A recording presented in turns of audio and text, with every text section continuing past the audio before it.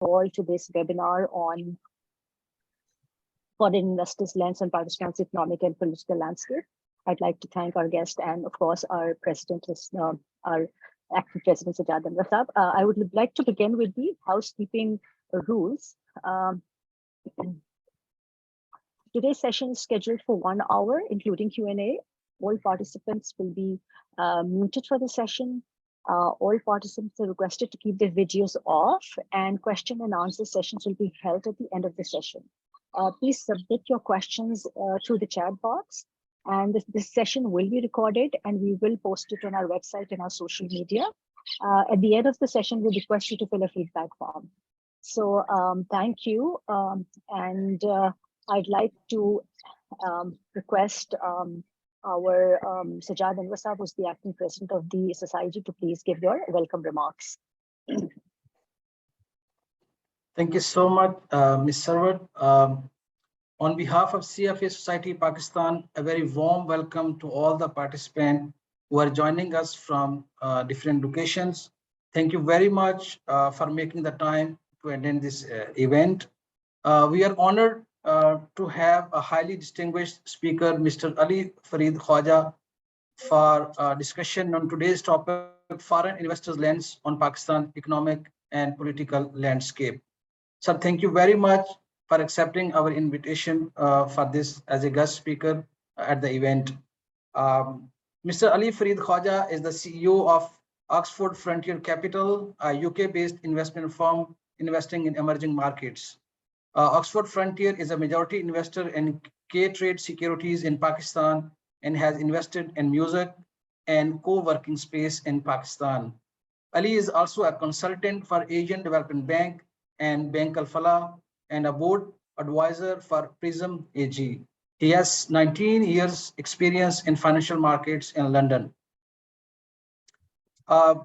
To talk about today's topic, ladies and gentlemen, developing and emerging economies see foreign investment as a source of economic development and modernization, income growth, and employment.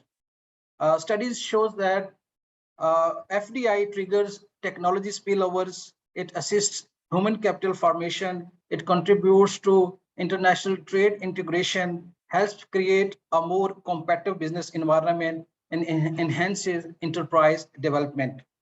And all of these contribute to economic development that is the most potent tool for alleviating poverty in the emerging economies.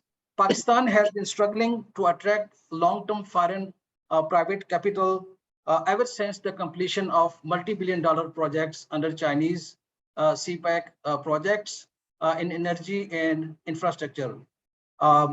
But more importantly, from the Western economies, we have seen that there's a dramatical decline in foreign investment despite decades-long political and trade relationships with the US and Western nations.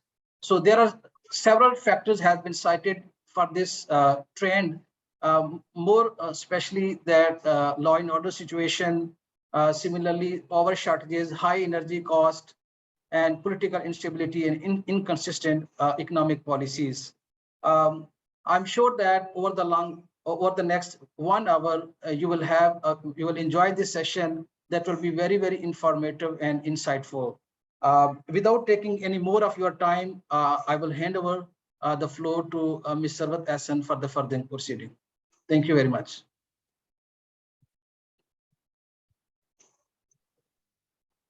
Ms. Sarwat, you are muted. Yeah. Yes, thank you. So thank you, Sajjad sir, for your introduction, and welcome, Ali Farid sir. So I'd begin with posing a few questions to you. And we understand the valuations in the Pakistani market are extremely attractive, but due to various factors mentioned by Sajjad Saab as well, that there has been dip in FDIs. And we also hear from global experts that developing economies are going through a recession, which is a necessary outcome of policy decisions of central banks. So I'll pose a few questions to you. We'd like to hear your views on the current quantum of flow of funds into the emerging markets. And is Pakistan positioned to capture those inflows? And how has foreign investors' interest in Pakistan evolved over time? Secondly, which sectors are gaining traction with foreign investors at current valuations? The gurus in the market tell us it's to buy when there is bloodbath, and is it a good time to buy? And lastly, Pakistan foreign currency bonds are selling at a deep discount, 30 to 40 cents to a dollar. Do you see any foreign interest? You have been bringing foreign bond investors in Pakistan. So what is the Pakistan story in foreign investors' mind? And what is the response that you've felt from the key policymakers that you've met? So we want to hear it all. Over to you, Ali. Now, firstly, thank you so much for inviting me. It's a pleasure to be talking to the members of CFA Society Pakistan, and thank you for the introduction. And I know that this is a high bar because I'm talking to professionals of CFA Society who are extremely knowledgeable and who have gone through the rigorous process of reading, passing some really tough exams. So I'll be conscious of that, the high bar which is required for this audience. I thought that, when you asked me to talk about, what overseas investors are thinking about Pakistan. And as Sajjad Sir mentioned, I live in London. I've been working in the UK. I advise some large private equity investors in Germany and UAE. And 5 years ago, I invested in setting up KTrade in Pakistan. So I'm also an investor myself. My clients are both public market investors and private equity investors. And in private equity space, we have not only invested in KTrade Securities, the brokerage, but we have also invested in music and co-working space and in a tech company. So I wear multiple hats. But before going into the specifics of your questions, I really thought that it would be very valuable for the audience to get them some understanding of the historical evolution of how foreign investors have looked at Pakistan. The reason why I think this is really important is Pakistan में मैं काफी दफा लोगों से सुनता हूँ, especially जब पिछले cycle में there was a lot of investment coming in the VC space and in the digital space. People were saying, oh, this is the first VC fund in Pakistan, or the first time, this has or that has happened. A lot of those people, I felt, didn't have the knowledge of how economic cycles have happened over the last 3 decades. And because of that, they think that this is the first time investors have come. And similarly, when the investors go, they start panicking because they think, oh, this is the first time these investors have gone. So what will happen now? So there's a short presentation. I'll just take 5 minutes to run through how has foreign investor interest changed over time in Pakistan through various sectors and through various players, because that will allow you to then bridge the gap to see where will the interest lie in the future. And so I think this will be very interesting for us. So firstly, the Pakistan opened up to foreign investors in 92. Till that time, if you remember, in the 70s, the whole industries were nationalized. And the 80s, the process of denationalization opened up. The stock market opened up to investors in 92. And it was the Nawaz Sharif government, and Sartaj Aziz was the finance minister. And the picture I have on the screen right now is of a gentleman. His name is Daniel Smaller. And he was the first foreign sales guy who did a roadshow and brought investors to Pakistan in 92. Nasir Bukhari of KSB met him in Hong Kong, convinced him to bring investors to Pakistan. At that time, Daniel Smaller used to be at Citibank. Till recently, Daniel Smaller was on the board of Laxon Asset Management, or the VC fund. Laxon, I think he was on the board of Laxon Asset Management and also on the VC fund. But his first interaction with Pakistan was in 92 when he brought a few investors to Pakistan as a sell-side sales guy at Citi. So 92 is when Pakistan's story started out. Picture on the left, the day Pakistan opened up, the next day, Nasir Bukhari, who's the founder of KSB, went to Hong Kong, and then for every week, he used to travel to Hong Kong for half of the week, bring investors, pitch them Pakistan, and bring them. So this time, mid-90s, you have to remember, India is still closed to investors. China is still closed to investors. Indonesia, Malaysia are not really investable asset classes right now. So Pakistan is one of those markets which become quite attractive to foreign investors. Merrill Lynch partners with KSB, Bear Stearns partners with JS, Morgan Grenfell comes up, sets up a Pakistan fund. And we see entry of not just asset managers, but also foreign brokers opening up in Pakistan, CLSA, Credit Agricole, which used to have an entity called WICAR. So early 90s, we've seen a lot of investment. Now the picture on the center side, this gentleman, he used to be the fund manager at Commonwealth Fund, which was the first fund to invest in Pakistan. And so this kicks off Pakistan's equity story. So you really have to go back to 92. Early 90s, again, the first sector which became attractive to private equity investors, but investing also in public equities, was the power sector. So 94, Zenal Group is a large industrial conglomerate based out of Saudi Arabia, and N Power, National Power, is the largest state-owned conglomerate, like it's a state-owned power company of UK. And both of them invested in a company called HUPCO. So HUPCO, at the power sector, was got the first, 1993 to 1995, the first wave of foreign investment coming in big numbers, magnitude, was in this sector. It ended fairly quickly. And then we moved within the same decade of 1990, end of 90s, we moved to the tech bubble, the first tech bubble, and telecom sector became really attractive. So this is the cover page of Euromoney. And if you look carefully, the gentleman with the mustache over here, he's our very own CEO of Pakistan Stock Exchange, Mr. Farooq Khan, who at that time was at BMA, and he did a $1 billion transaction of PTCL. In that particular year, he did three $1 billion plus deals. Now we, just to put that in magnitude, the VC investments and the VC funds who have been saying that we have done some miraculous thing and we have raised $10 million and $20 million, just in that particular year, Farooq Khan did 3 deals of $1 billion each. So this is, the late 90s. Then we came, end of the tech bubble ended, start of 2000s, oil and gas sector boom happened. And Pakistan did the listings of OGDC and PPL. And these two companies were not just listed in Pakistan, they were also listed in the UK through GDR, and KSB did those transactions. And the gentleman in the middle, Mr. Mark Mobius, becomes very important for Pakistan equity story. Mark Mobius, he's a legend. He used to run Templeton's fund, and he becomes the single largest investor in Pakistan. And this is his picture with Mr. Khadim Ali Shah Bukhari. If you look carefully in the background, you'll also see Mr. Young, a young Arif Habib. So this ends after another 3 to 4 years of oil becoming attractive. You have the mid 2000s, and the banking sector becomes attractive. This is the time when I graduated from university. The tech bubble had ended. OGDC, PPL IPOs had just happened.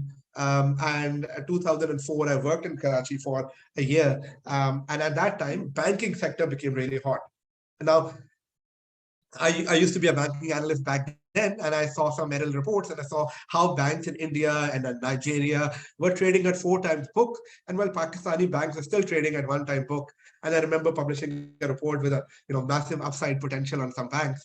And later on in that year, and in those 2 years, 2004, 5, 6, 7, the banking sector got bulk of investment, and Maybank invested $1 billion in MCB, and Temasek invested a lot in NIB. This ended as well, and then we got the telecom boom cycle. So China Mobile spent $500 million advised by KSB to buy a telco over here, telephone, Telenor, Mobile Link, Etisalat. All of those deals happened in the late 2000s, 2009, 2008. And then when this ended, so again, 2010 to 2018, food and consumer sector became important. So the big investors investing in this cycle were Kingsway Capital, Arisac, and they took significant stake in Murray Brewery and National Foods. In those particular years, Kingsway alone invested around $300 million in Pakistan in the food and beverage sector.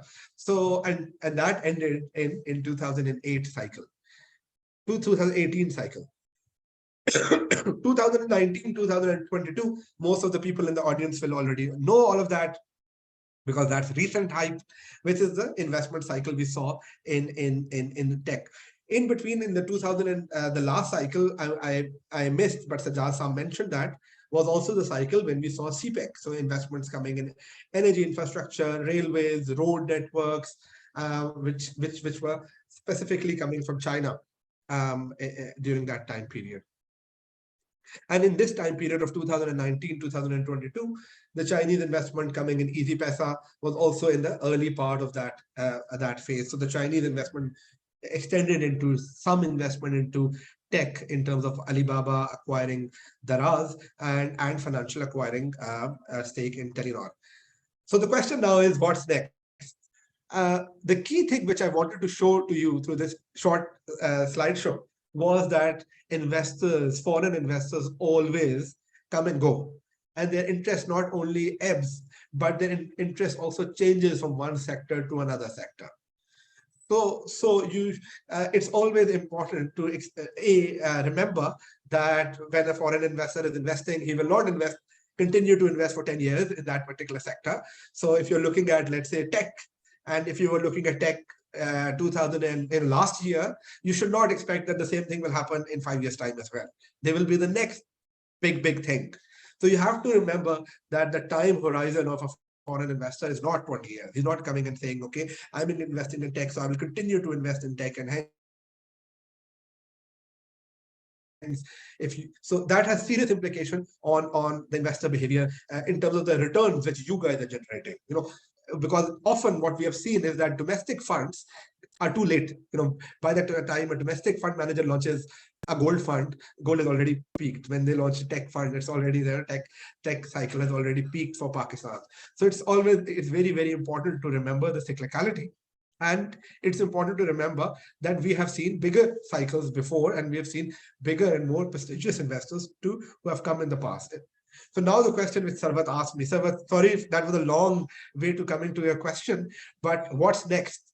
I think 2023, we won't see investment in digital. I think we will see a massive compression in the VC sector. I think you will hear a lot of high-profile startups shutting down. And so that sector I'm not attractive on that sector. Just to put in context, in 2018, when I relaunched KTrade, our launch event was a technology conference. And we said, this is the sector to put in. Now I'm saying that cycle is over, that party is over. So the next cycle, I think, is geopolitical, and it's driven by Saudi Arabia. And I think that the investment which we will get both at the macro level in terms of sovereign debt financing, as well as private sector investment, will be driven by alignment with Saudi Arabia, very similar to the kind of cycle which we saw with China in the past. So which sectors would the Saudis be focusing on? The first sector they'll be focusing on is energy.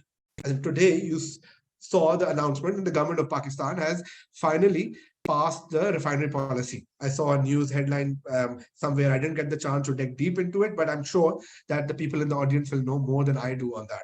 But there's a reason why that refinery policy is coming now, because that, I believe, will pave the way for Saudi investment in the refinery sector. Of course, there was news that Saudi Aramco has a desire of investing in that sector. And I think we will see that investment coming in the next 12 months. So Saudi Aramco, the press says it's a $10 billion project. So that project alone can be quite significant for an FDI for Pakistan. But when you're setting a refinery, it's not just the refinery which you will set. You'll also need the logistics around it. So oil storage, you will see companies coming and setting up storage plants, moving the oil. So logistics related to that, I think that will be another sector where we will see foreign investment. So energy supply and the transportation of that is one sector, which I think will be the hottest sector in Pakistan going in the next 12 months.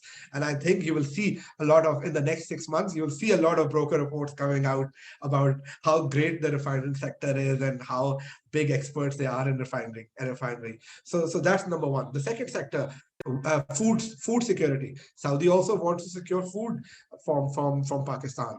So that's another sector where you see investors such as Salik, the sovereign fund for investing in livestock and food, will be investing here. The third, and related to that, you will also have logistics.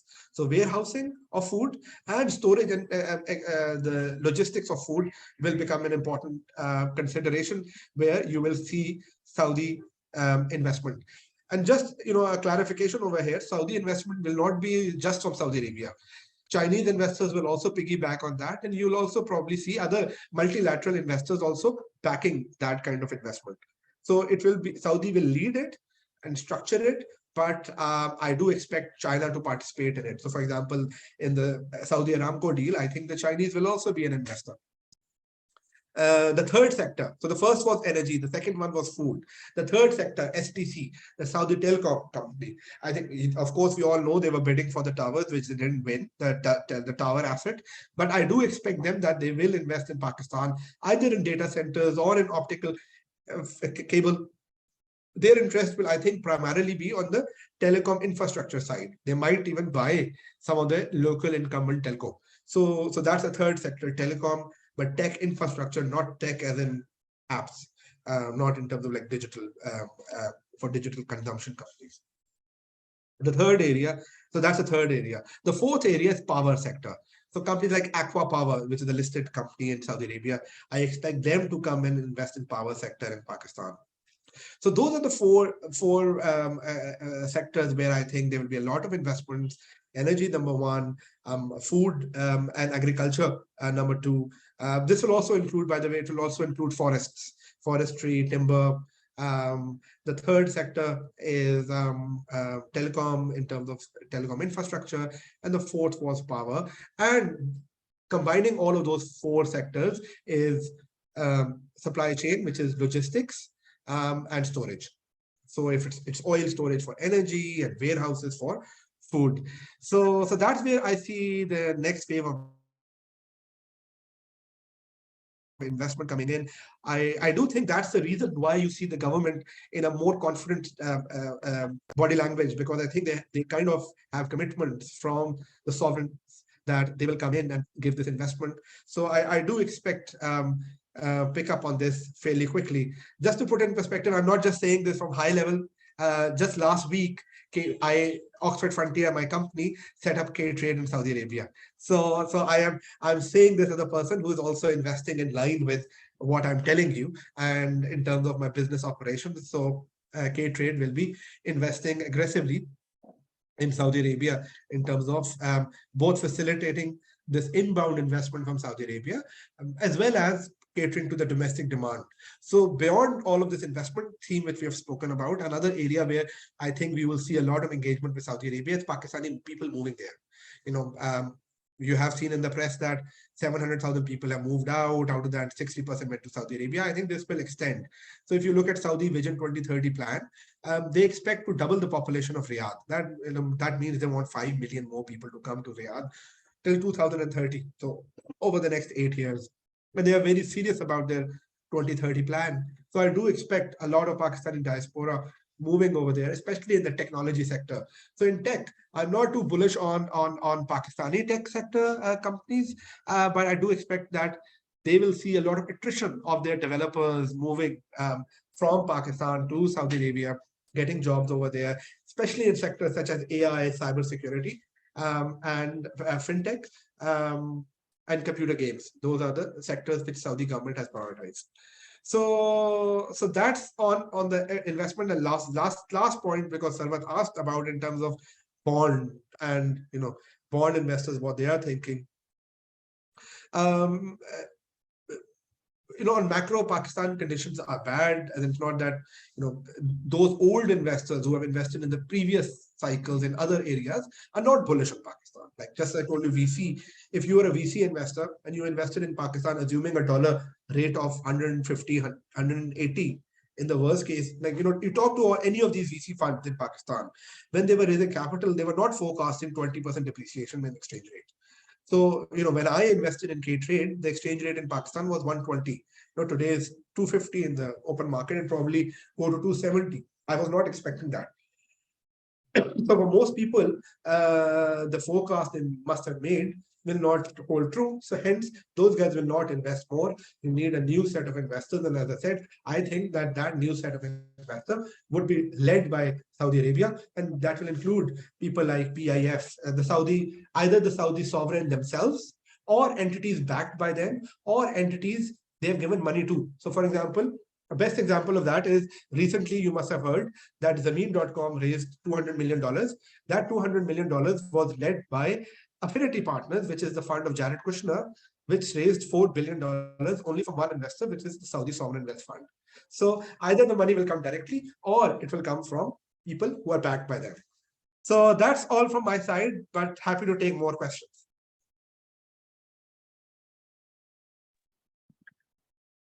I would encourage the participants to pose any questions that you may have. Ali, there was some question on your expectation on how the markets would move and how the foreign investors, if is there any inflows in other emerging markets, and how you feel that we can probably position ourselves better.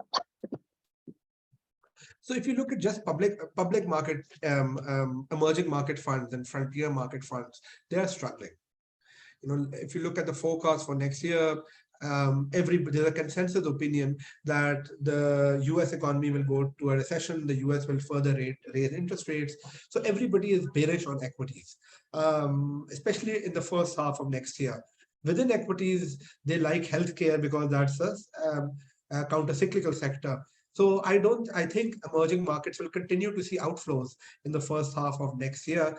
And because of that outflows, Pakistan will struggle to attract money per se from generic investors. So it will not be the general, BlackRock kind of investors who will come and invest. The investors who will invest in Pakistan, even in equities, will be investors who are taking concentrated position for a particular reason. So, for example, there might be a oil and gas focused fund or a family office who wants to take a stake in, let's say, a refinery company, and they're fine with the liquidity or lack thereof in liquidity, and just because they are taking that investment because of some strategic reason. Otherwise, for a foreign investor in a down market, there's only one consideration, only one. And that consideration is liquidity. It's not, everything else comes after that. It's not PE, it's not dividend, it's not exchange rate. Exchange rate is second most important factor. The first factor is liquidity. If a stock is not liquid, then they cannot invest in it, even if I go and tell them that you'll get a 10x return in it. That's because the risk guys in a down cycle do not allow them to make that kind of investment. So in Pakistan, there's hardly any stock which has the kind of liquidity trading volume which will fit a typical emerging market fund to take a position in that. Thank you, Farid. I'll just take a question from the audience. Abdullah Musaddiq has asked, Ali, what's your view on FX landscape in the coming days? Given SBP restriction on outflows, what are the investors you mentioned expecting from PK? So there are two issues with the FX, which all of you know. One is the depreciation per se. So on that, now the issue is not the where the exchange rate is. The issue is how long will the depreciation continue. So right now, most people expect exchange rate to go to 270 by the end of this year. But the issue is that will it continue to slide even beyond that? Because we don't have uncertainty on that, and then I don't have certainty as a conviction view, and I don't think any investor has a conviction view on that. Because of that, it's difficult for them to invest because the pricing is totally unknown. But the second bigger issue, which overrides even the exchange rate, is that can you even take your money out? And that issue actually makes it so difficult that it makes Pakistan uninvestable. But on that side, which is why I think there was a delay in the Saudi investment as well, which is why I think they have passed this recent law on RICO-DIC, that essentially what the government will promise is that investment which come in a particular sector, in a particular zone, will not have any kind of FX problems. But right now, as we speak, the biggest issue for a foreign investor is that even if he invests, he won't be able to take money out. So that's on the private equity side. On the public equity side, the issue is that you don't even know where the exchange rate will settle. So it's from a timing perspective, there's not a case. There's no case for Pakistan equities. Great. I'll take the next question from Mohammed Hasnain Yusuf. He's asking, with respect to investment in food security aspect, how confident are you with respect to success of this drive, considering such efforts by Saudis and Qataris have already been revealed in the past? And secondly, how do you see the status of China's commitment to CPEC going forward? Is that a long question? No, this is a great question, and I'll divide this question into two halves, because he asked what about the success of these projects. So, जो मैंने आपको example दी पिछले cycles की, as I told you, that every cycle ends after 4 years. It's not that those cycles go on 20 years. The reason why the cycle ends after 4 years is because it's not that those companies get a great return from Pakistan, right? Like if you go to telco, um, China Mobile bought the telco over here. They don't say that they made a lot of money from here. Actually, they say they didn't make any money from it. So the VC investors who invested in the last 2 years, they will not be leaving Pakistan with success. So generally, the Pakistani track record for returns is not that high, but that doesn't matter. That doesn't prevent investors from coming back again, because you also have to remember that these investors they're not investing from their own pocket. They are fund managers, which means that there's a new thing, and then they will start investing in the next thing which happens, and they will raise if the next big thing is Saudi investment in Pakistan, then there will be somebody who will be setting up a fund which will say, I'm a Saudi Pakistan corridor investment fund, give me money, I'll invest in this cycle. And then they will raise money and they will invest. So that's the first point in terms of the scare about return generation. The second specific part, his question, I think implied that this investment might not even materialize. On that, I'm convinced that it will materialize, because my conversations which I've had in Saudi Arabia seem to give me enough confidence to invest my time and effort and money in Saudi Arabia, because I think that this top level commitment to investment, as you know, it's Saudi Arabia, it's not a bureaucratic country like what the king says they do. And I feel that in this particular case, the MBS is supportive. Of course, this is all in the press as well. So if you read Pakistani press, their Saudi ministers have come in public and said, we want to support Pakistan. The interesting thing, and perhaps ironic or tragic, whatever you might want to call it, is that when I go to these companies, Saudi Aramco, SPC, Aqua Power, etc., the Pakistanis working over there, they actually are skeptical on Pakistan. So they tell their bosses that, why the hell are you invest? Why do you want to invest in Pakistan? Why do you want me to look at this deal in Pakistan?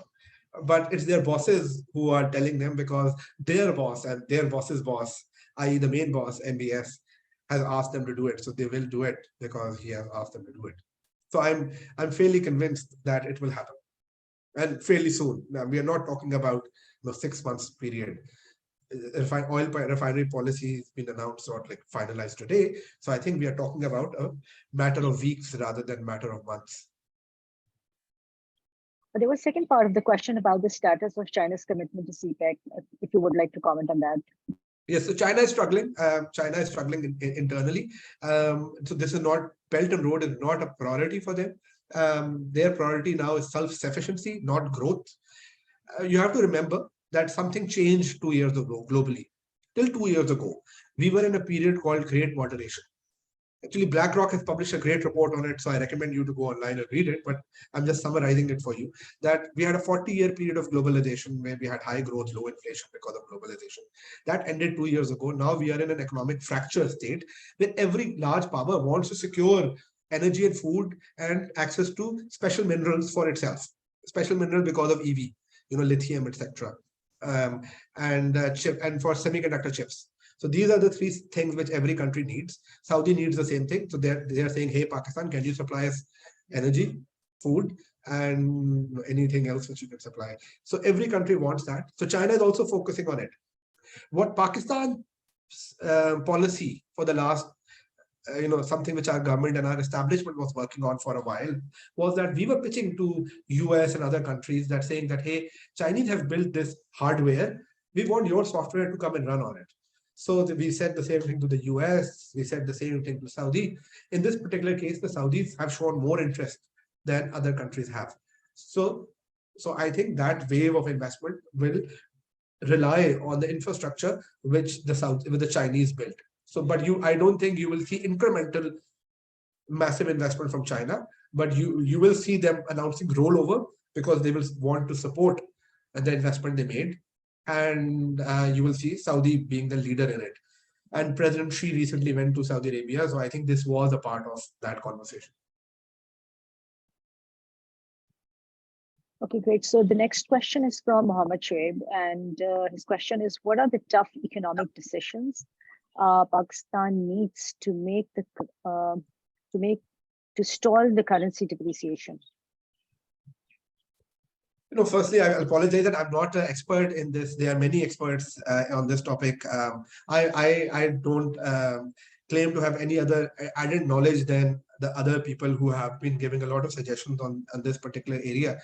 So my answer will not be anything special, but I think that three things are important. We need more dollars and need to spend less dollars. So one area like remittances, I think that this difference between curve rate and market rate, trying to artificially show a lower number on dollar is counterproductive. I think because of that, people will not send remittances through the formal channel. If I'm sitting in UK and I'm sending money, and I know that if I send it through the bank, I'll get a lower rate, and if I send it through informal methods, I'll get a higher rate. Then of course I will use the informal rate. So I think that strategy which the current finance minister has followed, I think that's hurting Pakistan more than benefiting us. So that's one. The second thing is similarly on the policy on IT, IT sector, that we were getting dollars in that sector, and now the tax on that sector and is stopping people from bringing dollars in. So the two sectors where I thought there was potential, remittances and IT exports, it seems that the new policies which have been put in place are counterproductive. So those will be the two main areas which I think policy change could lead to some improvement in the short term. So the next question is from Dr. Amreen Arif, and she wants to know if the foreign investors care about the climate risk in the perspective of Pakistan. A lot. So they do. So essentially there's the easiest, the broadest way they have to incorporate it is ESG. More than 70% of global funds have to follow ESG now. So for example, my wife is an investment director at Aberdeen Standard. It's the largest global emerging market fund. Her team manages around $40 billion. They cannot invest in a company if the company doesn't meet their ESG standards. So if a company is known or considered to be a pollutant, then they will not be able to invest in that company. And from that's the highest level of check through which people invest. On specific in terms of the broader, just on climate change, Fidelity did this work and on this, that they put a climate change map on and on investment decision making in terms of asset allocation, and their work shows very grim situation for Pakistan, because they think that because of heating, climate change, and water shortage, Pakistan will become uninvestable over the next 50 to 60 years. Not many investors are following that, but investors have started to read about it. Like Fidelity wrote a report on it. It's available online. We did a webinar with Dr. Salman Ahmed, who's the head of global macro investment at Fidelity, who was one of the authors of this. So his webinar recording should be available on KTrade's LinkedIn page. So investors are looking at it. So I'll take the next question from Shazia Farooq. Do you think investment from KSA will be contingent on political stability or any other policy-related factor? Sorry, I couldn't hear a bit of the question. Can you repeat that? Okay, so do you think investment from KSA will be contingent on political stability or any other policy-related factors? Yes, for sure. So there are two things. The first is that this primary engagement with KSA didn't come from the political government. It's not this has been in the work for the last 5 years. It was primarily driven by the establishment, which is our primary anchor in terms of our relationship with most GCC countries. And in the last 5 years, it was the establishment which was the primary anchor of relationship with most countries, not just GCC. So even the China's policy or the US relationship were driven by the establishment rather than by the foreign minister. So that's one. So that allows certain level of continuity.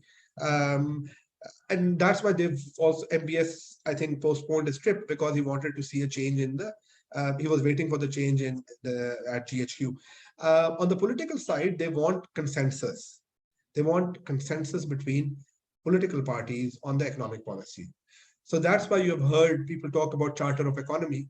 And that's why the government is pushing for the Charter of Economy, because the Saudi counterparts are saying that we want agreement by your opposition parties that they will honor whatever commitment you guys do. And I think this, if you read the RICO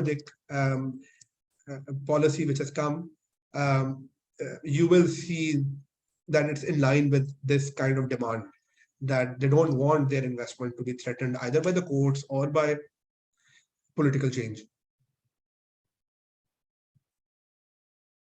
Thank you. So the next question is from Mohammed Ehsan, and he has two questions on expected Saudi FDI. What is the expected size of investment and time frame across all sectors? And secondly, given the high hurdle rate based on the yields on Pakistani Euro bonds from 5 to 10 years, how and why a foreign investor will commit long-term funds to Pakistan? Will the identified sectors be able to generate returns in mid of 20% in terms of dollars? If that was too long, I can repeat the first part again. No, I'll try to answer both the questions. Okay. And they're no tough questions. So the first one, in terms of magnitude of Saudi investment, there are certain numbers in the press that 23 billion-ish from Saudi Arabia. Out of that, 10 billion will be in the Saudi Aramco's deal. The Saudi Aramco deal will be split between Aramco and Chinese and PSO ish. That was in the press. On top of that, the Chinese will probably do a rollover of existing debt of around $7 billion. The Qataris were talking to the government about oil and gas sector as well, taking stake in state-owned entities. And the third investor in the region was UAE, which had also shown interest in following the same model which the Qataris were being offered, which is that they come in and take stakes in some state-owned oil and gas related company. So those are the headline numbers which have come in the press. Besides that, the other sector investments, Salek or STC or the oil storage, I don't know whether that will be included in this number or not, or it will be on top of this number. But the other way of looking at it is that Saudis have done something similar in Egypt. So in Egypt, their quantum of investment was 20 billion. And even if another way of looking at it is when MBS came during Imran Khan's time, that was the number he gave in terms of, his commitment towards Pakistan. So it seems as if that 20 billion is a kind of asset allocation decision, which he has done, that, if I have to support a neighboring country for extending my geo-economic influence, then that's the kind of number I want to allocate. Let's put 20 billion in Egypt. Let's buy their assets. Let's spend 20 billion in Turkey.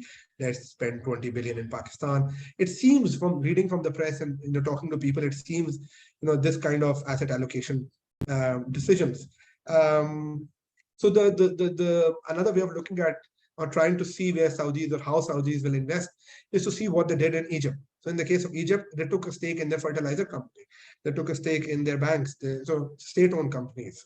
So I think that will be the model which they would probably do. The only angle which is different with Pakistan, which is probably better than with Pakistan, is the CPEC angle, that the Saudi investment in Pakistan could leverage on the infrastructure of China. You even heard, it was in the press, that Saudis are talking to Chinese about yuan settlement of oil, and so potentially it can become big. Potentially, if it's successful, it can be a game changer for Pakistan. Globally, if there's one region where there's growth and there's enough liquidity, that's the GCC in general and Saudi Arabia in particular. So this could actually play out really well for us.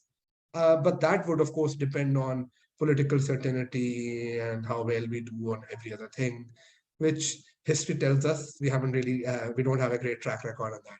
So I'm not really thinking that far on the Saudi engagement, but I do expect money coming in fairly soon, because it seems as if they're all working on it. So I have a question from Syed Masroor Hussain Zedi. Hi Ali, what's your view on the ballooning capital account crisis in Pakistan? Do you think that the potential investments from KSA-led consortium can save Pakistan from default, if not from implied default? Masroor, thank you for the questions. I do think that it will save Pakistan from default. So there are two things. The first thing is by hard default. I mean hard default. Hard default is easier because there's no commercial debt which is due until the next 18 months. So that's one. We don't have much money due. The second thing is that the rollovers, if we agree in that scenario which I'm telling, which is that I think that geopolitically Saudi Arabia will come in with a major investment in partnership with China, then we have to accept that they will also roll over the debt which is their due. They cannot be saying कि यार पैसे और ले लो और पिछले वाले पैसे पे तुम्हें मैं default करवा. No, that doesn't make sense, right? So if we believe in what I'm saying, then that means that they will also do rollovers of the existing debt. And that's the scenario I'm hoping, and I think my interaction with the government shows that that's what they are also basing as their basic strategy.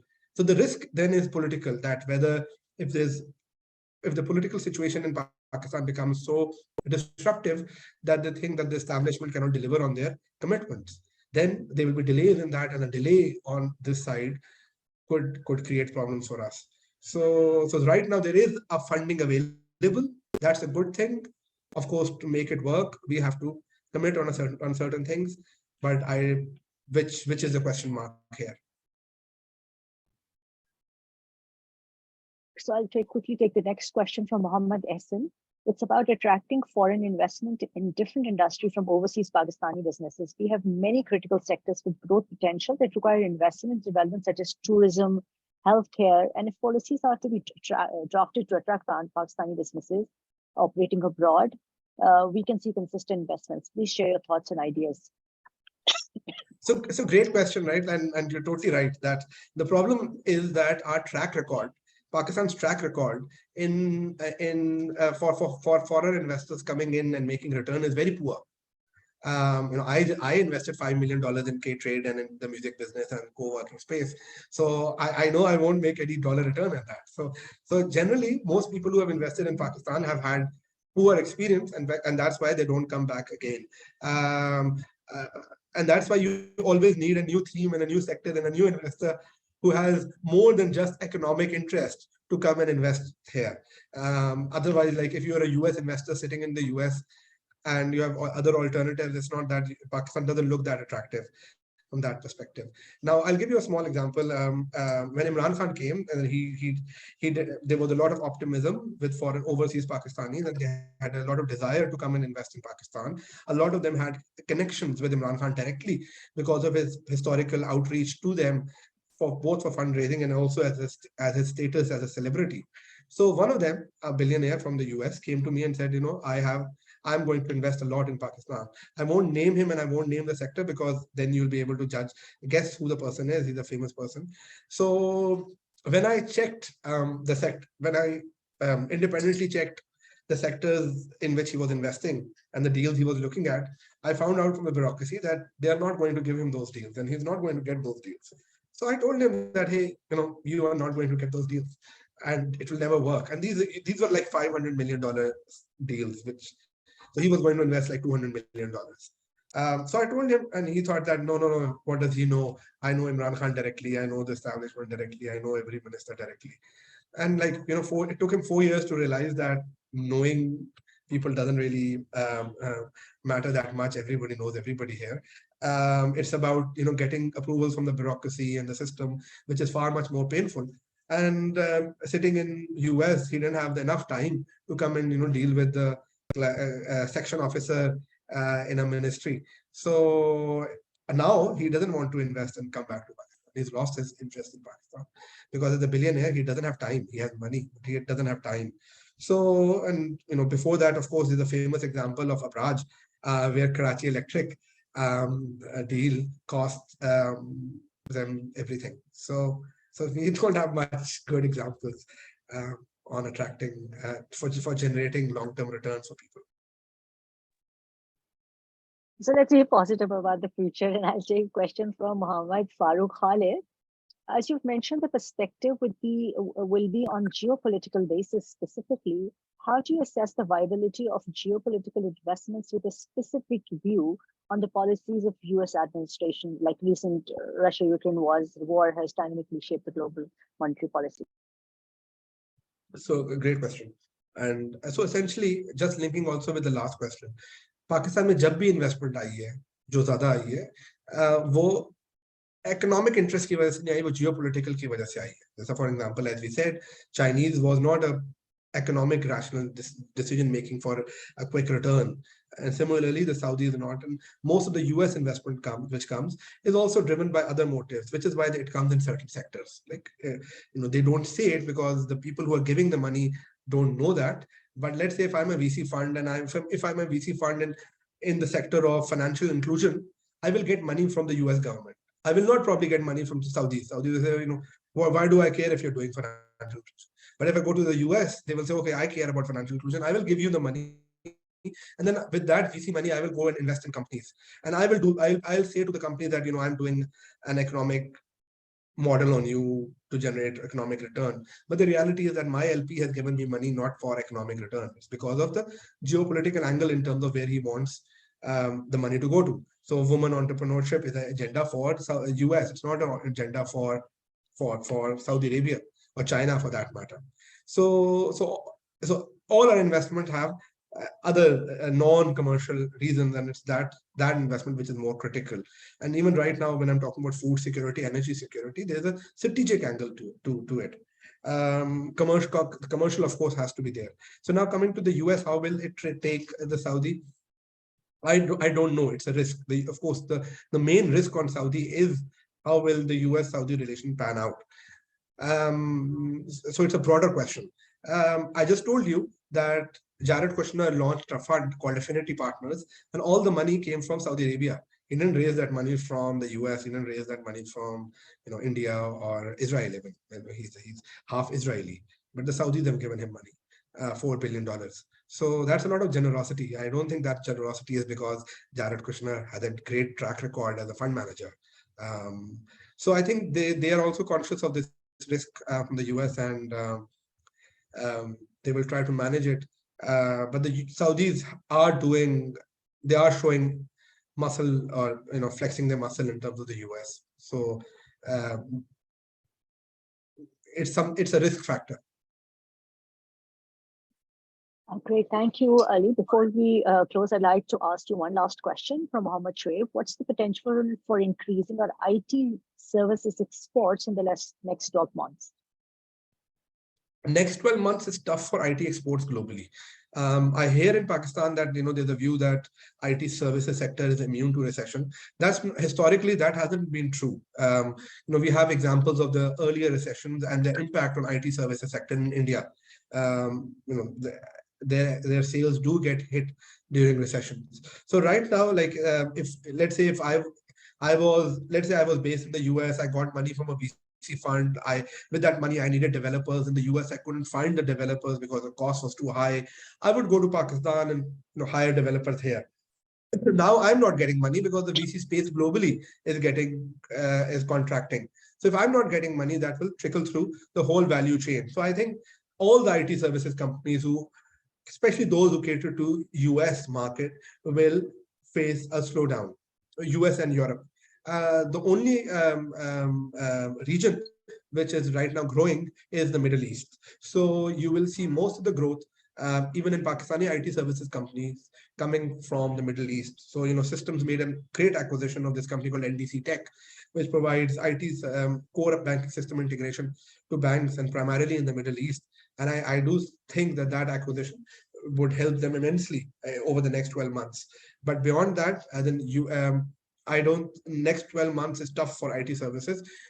Beyond that, I think Pakistan there are two areas within IT. The first is training people over here and sending them out. So that's one, the easiest, especially through the Middle East. I think any business which trains people in IT skill set and then gives them jobs outside of Pakistan will do well. The second area within the segments is the Saudis they need skill set in cybersecurity, in computer games, in fintech, and in one more sector,